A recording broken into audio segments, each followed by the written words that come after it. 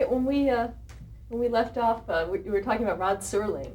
You had Oh, known yes. him. Can you give us a little description of him from your point of view? I didn't work with him, but I knew him. We used to play poker, and my husband Roy and the Selfs, and Rod and Carol, his wife. We had lots of fun. Any kind of personality things you can say about him? It was a warm man, warmer than his wife, really. He would, anytime there was an invitation, he was the one that called you up and accepted, or did not Carol, which I always thought was so strange, but because that's usually the woman's role. And I see her now occasionally, and I don't think she's remarried. I think she goes out with somebody that she's gone with a long time. And but he was fun and warm and bright, and it was a big shock when he died, because he died when he was 50 on the operating table for his heart. So, yeah. Another movie that you did was a television movie for NBC called Going to the Chapel. Going to the Chapel, I think. Oh, no. That was another movie of the week. And it was, I was not very proud of that one. I didn't think I did a very good job in that one.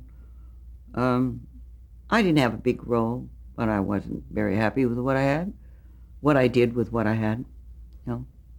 So I just as soon forget that one. Did you turn down a lot of roles in your career? Or? No, the only ones I've ever turned down are the ones that are playing off of June Cleaver, and they're making fun of her in some manner, or and she's been too good to me for me to play anything like that. Or she says things that aren't very nice. You know, she does things that I don't. I would do anything as far as, but when they're playing off of June Cleaver, then I think it's wrong. Now that's the way I feel. Some other actresses think I was crazy, but I feel that very, very strongly.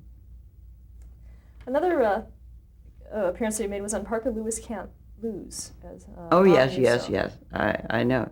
That was a strange show, too. It was kind of fun to do. And it was, I can't tell you anything about it other than it was a show with a lot of young people in it. And I played a principal or something like that in it. Yeah. Another one was Empty Nest. Oh, Empty Nest. I love Richard Mulligan. He was wonderful. I loved him when he did Soap. Oh, what a funny show that was. But I'd been a follower of Empty Nest because I liked it so much. And to get to play it, and I was playing Laverne, his nurse, was taking a vacation, and she was trying to approve of whoever he put in there in her place. Well, I got the job, and I was a very conniving, in a nice way. I had worked for him before, and I wanted to come back.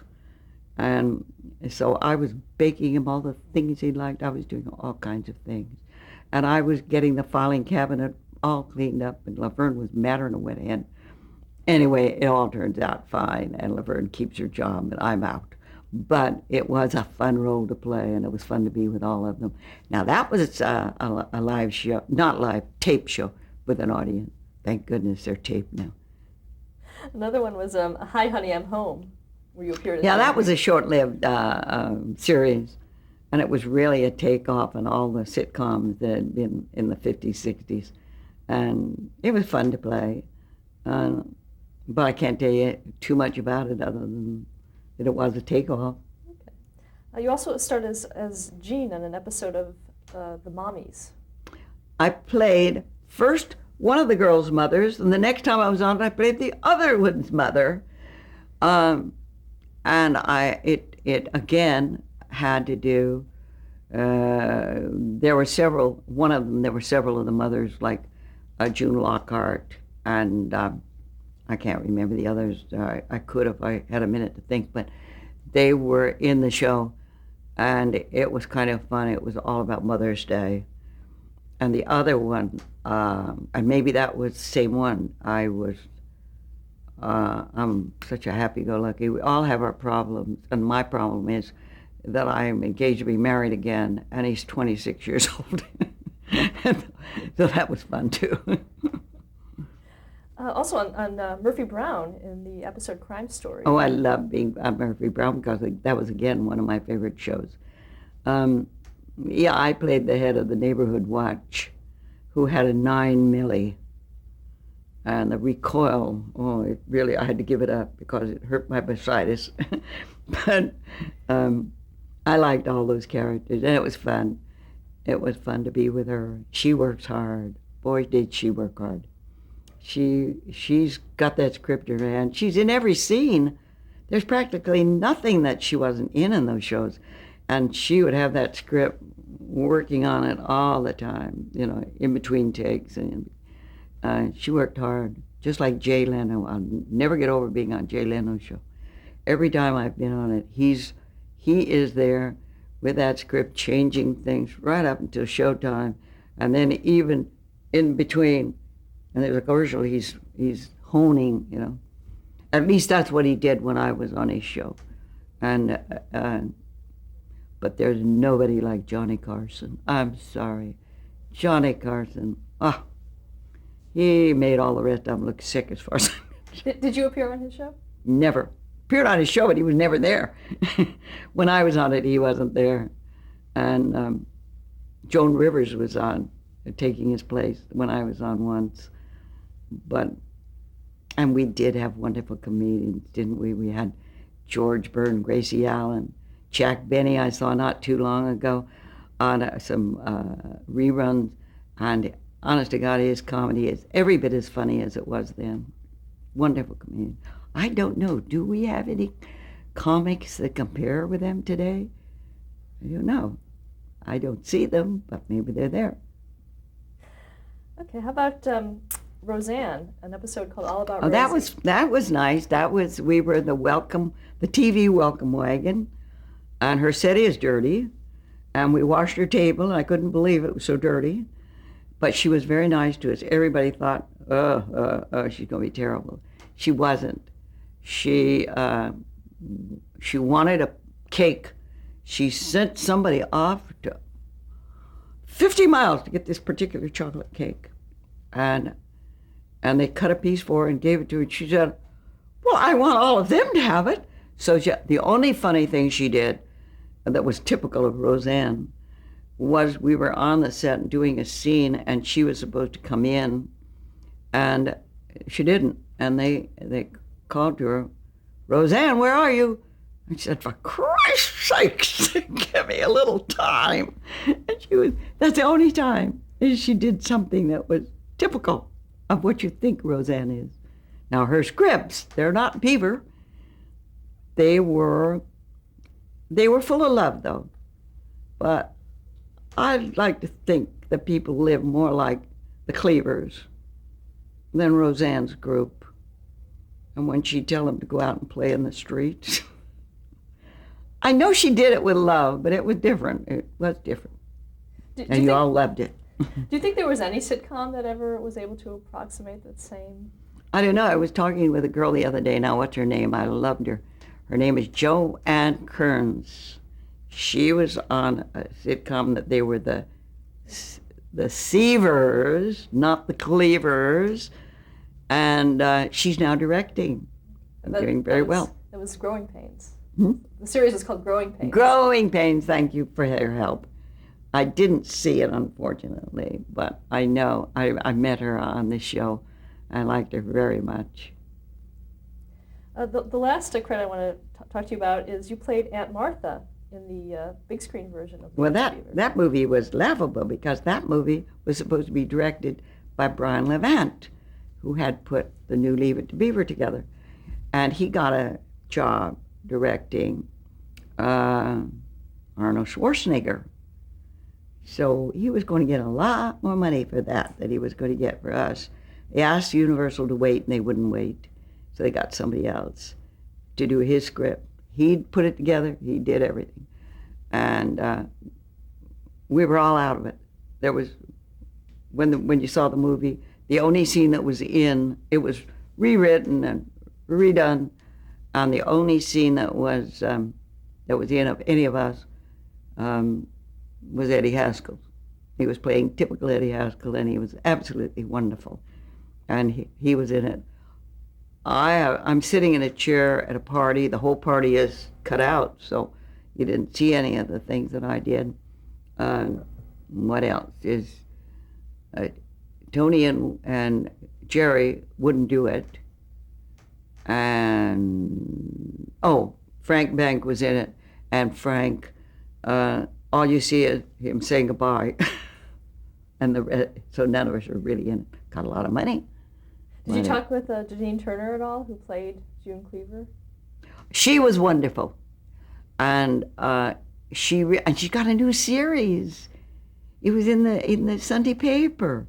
I was so thrilled for her. I thought she did a fantastic job of June. I didn't like the man that played Ward. I didn't think he was Ward at all. He's a good actor, but I don't think he got the feel of Ward at all. But I thought she did a really good job of June Cleaver. I liked everything she did. Okay, now I'd like to ask you a few summing up questions. All right. The first one is, and we sort of touched upon this, but what advice would you give an actor who's just starting out? Learn your trade. I mean, go to school and be in everything that you can be in. You know, if you get a chance, if you're in high school and they do have a drama department, I don't know, do they have drama departments anymore? I went to public school and we had the most wonderful drama department and glee club, and we put on light operas. I don't know if they have that today, but anyway, if they do, be in them. When you go to college, take classes. Every time you get a chance to be in front of the public, do it. And so when your chance comes along, you're ready, and you know that you're going to be prepared to do this role that is given to you. And that's the only way you're going to be comfortable and relaxed. That's my advice to you. And I gave that same advice to my granddaughter, who wants to be an actress very much. She's only 14. She's very beautiful.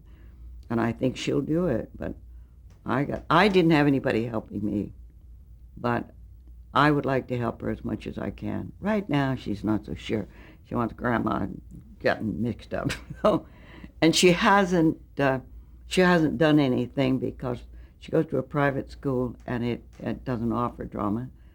And when she gets to college, which she's intending to do before and her parent didn't want her to be a child actor, so she didn't do that. But she's the only one really in my family that is interested. The others say so, but she means it. Like I took her to see a chorus line when it first was here at the Schubert, and she was about 6.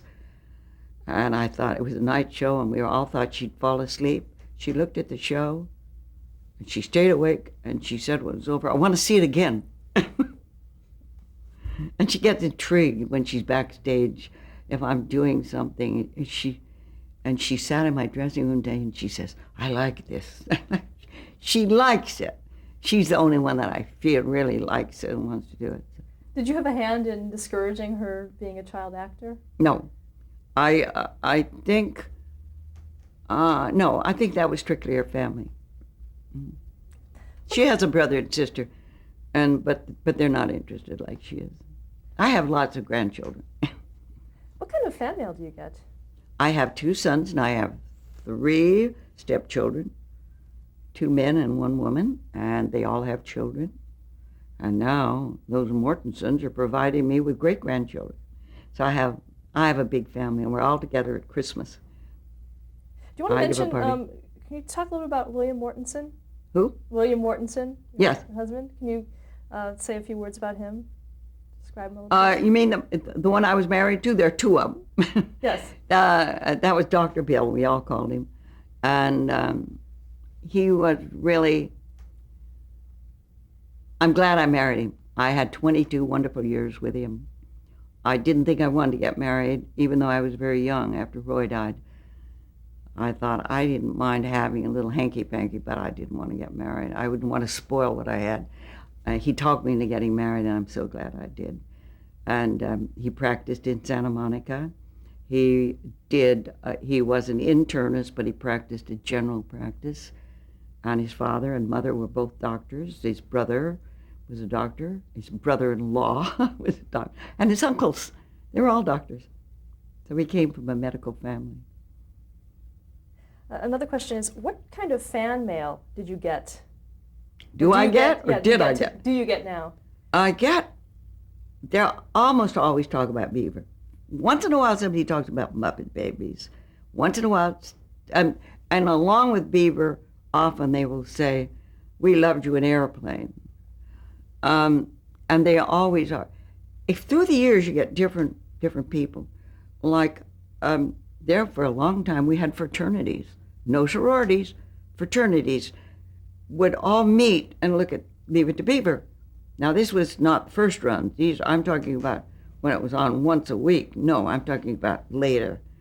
And then now it's more like families whose children are looking at the show. And they are reminded of it, and then their children look at it and they like it. They say just as much. Though they write this, but anyone you talk to, they say, we couldn't put a show on like that today. Nobody'd look at it. So I don't know. What do you think is Leave It to Beaver's legacy? What is it left behind? What is its legacy? Family values. I think, as I said earlier, it's the ideal family. There were a lot of those. There are fan letters that I get where they say they were brought up in families like that. Our family, after I married Dr. Bill, turned out to be a lot like that, because he came home from his office, he was dressed, he didn't bother to change his clothes before we had dinner. And I when I was first working in the show, when we were first married, well, for about 4 years I was, we both got home late. I had to have somebody take care of my children and cook. But other than that, but then when I wasn't doing it, the show, and I wasn't working that steadily, then it was very much like that family. You know, he'd come home and I cooked, and it did happen. And I know it's harder, as we said earlier, very hard today, because some women have to. But I'm sorry, women lib. I wish they'd stick with the workplace and stop messing out with their social lives. It's tough for girls today. Men are afraid to make approaches to the women because they might be sued. And I always say, when they stop turning around and looking, and stop whistling at you, that's when you worry. I wish they'd enjoy their roles. I just wish they would each play their own part. What I think they were made for. I don't believe in somebody being abused. I'm not talking about that. You know that. But I'm talking about, I know I have some granddaughters, Mortensen granddaughters. It's tough out there today. I know there are men that want to get married because grandsons do, but that has nothing to do with this. But it is the times, and it's always reflected in our theaters and certainly in television. And some of it I don't like what I say. And I don't want to go back. Don't misunderstand me. I don't want to go back. We have to go forward and be progressive, and that's great. But I want these young girls to be happy and young men to find happiness too.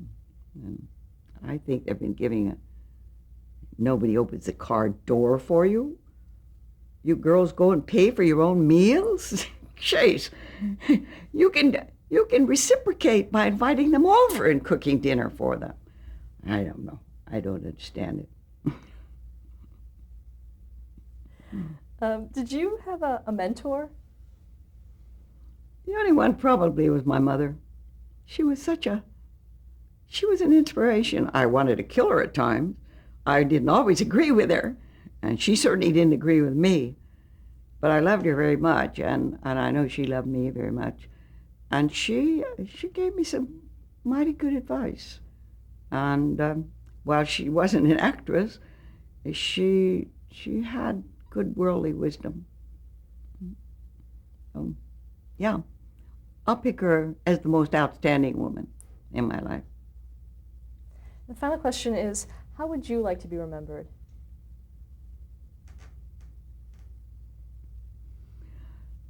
Well, seeing as I'm not all gung ho, my greatest thrust in life is not to be an actress. It's to be a parent and a wife. I enjoyed my family very much, and I loved what I did. When I did it, I loved it. And I have learned, enjoy what you're doing when you're doing it, because it's not going to last forever. So enjoy it, and I try to do that. But would it be nice if people remember Beaver? Sure, I'd like that. But if I brought up some good sons, I'm not that close to my grandchildren because they live a long ways away. They don't live out of the state, but they live. Well, one grandson lives in Texas, but yeah, I would hope that I was some kind of an example. Do you think that, do people communicate that with you? Do people tell you that? Yes. My Mortensen grandchildren particularly tell me that all the time, because I've known them since they were born, and now they're, they're in their 30s. Some of them, some are still in their 20s, but most of those are in their 30s. And yeah, they remember all the big Christmas parties. When I lived in a large home, they remember all the Christmas parties. They remember all the Easter parties, and they always tell me what a good example I am to them. I hope so. What about strangers in terms of you playing the archetypical mother? Mm-hmm. Do you get a lot of comments about that from strangers? From my family or No, from strangers? Yes. As I say, you go through cycles of audiences. And then there was a group who used to say how much they enjoyed it because they learned so much from. And on Oprah, I got a kick shot. I think that was about the first time that somebody said, "I hate you. We couldn't keep up with you. We couldn't have a clean house like you. We couldn't do this." I think that was the first time. Few people have stopped me on the street now and said that to me. I can't live up to you. So, of course, I'm referring to June Cleaver.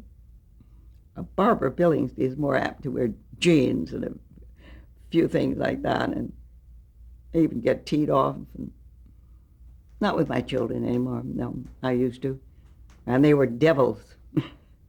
As they've said to me, "Mom, how did you put up with us?" Because they have children of their own now. And they did a lot of things I didn't know they did, and I found out later. But they've turned out to be good men. That's the most important. Oh, that's wonderful. Mm-hmm. Well, on behalf of the archive, I'd like to thank you for sharing your story with us. I hope it's of some value to somebody out there, and it was fun to be here and have you come to my home. Well, thank you very much. Thank you.